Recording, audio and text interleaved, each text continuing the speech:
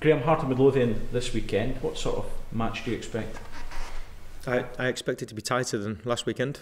I don't expect it to be 8 goals, and I expect it to be a real challenge. But the guys are prepped, the guys are ready, and the guys are in a good place at the moment. So we need to make sure we continue that mood. Do you think it will be a physical game? All games are physical games.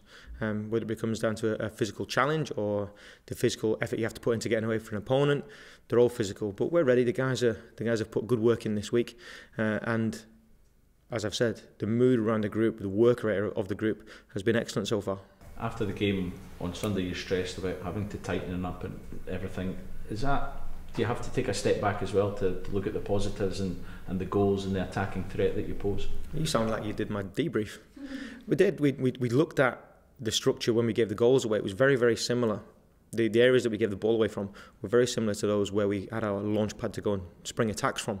So we have to make sure that we understand what our structure needs to look like and the quality and clarity of our play. Because if you look at our 4th goal, the passing through lines, the dealing with pressure and the quality of the play would have got us out of the situation where we conceded the 2nd goal. It's just about understanding when and where to play, how to do it, and we reiterated that to the players this week. You've been able to do that, for example, at Celtic Park, where you got the balance right. You've created a lot of chances, but you also kept it tight at the back as well. Celtic did have chances as well. Is that something that you have to do that, but be more clinical in those sort of games? That's the evolution of the group. That's the group coming together and understanding what our game model needs to look like at all times. But it's getting closer. We're moving towards what it needs to be, what I would like it to be, and we are improving weekly. We have to make sure we continue that upward path, and the tightness and the structure of it will come from this group playing together more and evolving together more and actually becoming a tighter group. As tight as they are, we can improve in that area. How do you compare the Rangers team you took charge of at Murrayfield the last time you played Hearts, your first game back in charge, to now?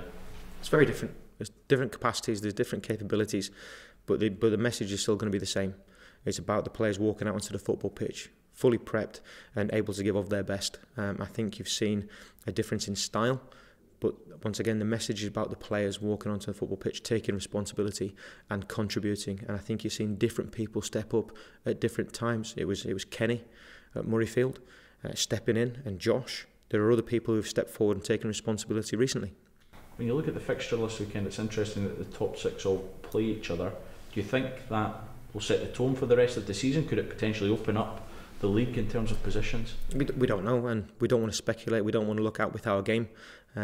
Whatever happens away from our game will happen. We can't be in any control of that. What we need to do is focus in on our game and make sure whatever happens at the end of the weekend, we're in a better situation than we are going into it. So we know what we have to do. We're in a good position to go and move positively forward with this group of players, and that continues tomorrow. We have to go into the game with that positive mindset to move ourselves forward. The thing is, somebody's going to drop points, if not a few teams. Could that potentially help you in terms of 2nd place? Do you even start not ruling out 1st place as well? Well, there's loads of ifs, buts and maybes, and they all go by the by if we don't take care of business tomorrow.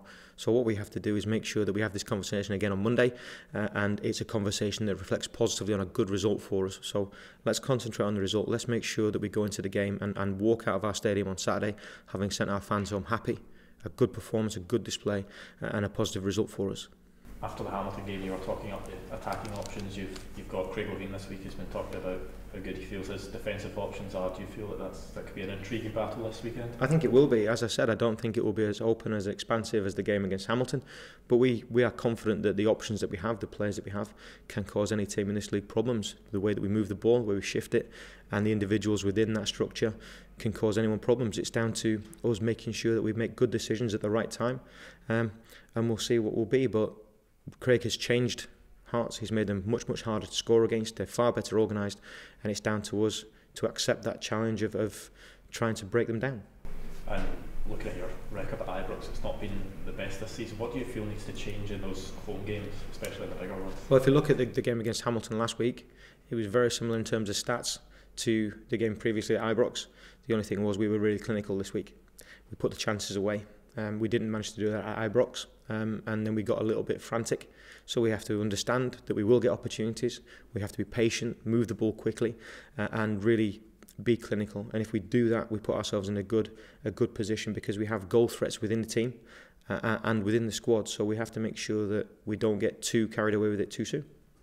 Do you think the players feel they're under more pressure playing at Ibrox? I think you'd have to ask the players, but you're playing for Rangers, you have to deal with pressure. It comes as part of the job. It takes big shoulders to fill one of our shirts. If you're not up for it, if you can't do it, you won't be here very long.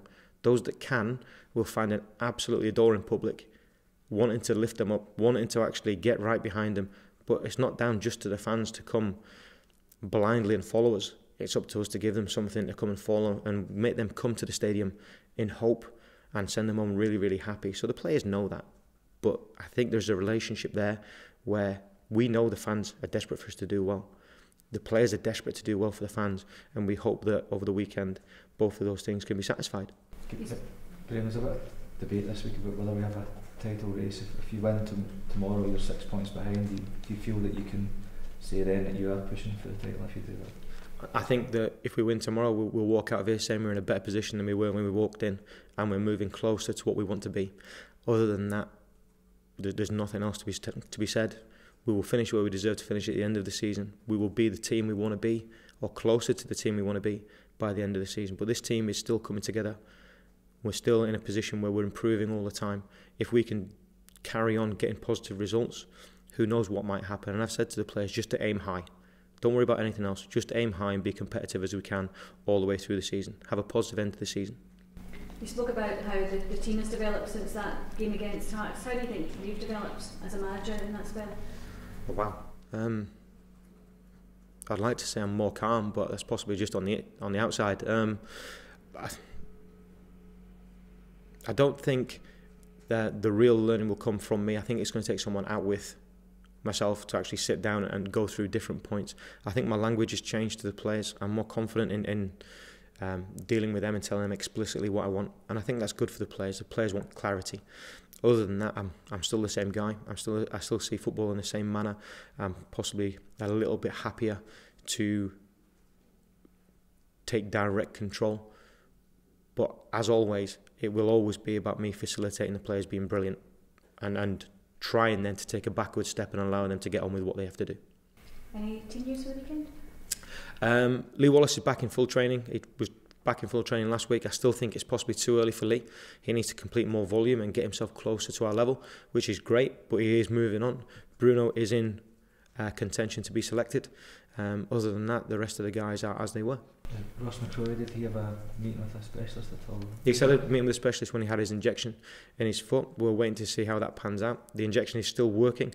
What we don't want to do is be too early with Ross in his rehab. We don't want to push him too soon, because all we would do is irritate the injury. We have to take our time with him, and we have to also understand he's a young developing athlete, and we want to make sure we take care of his career in the long term also.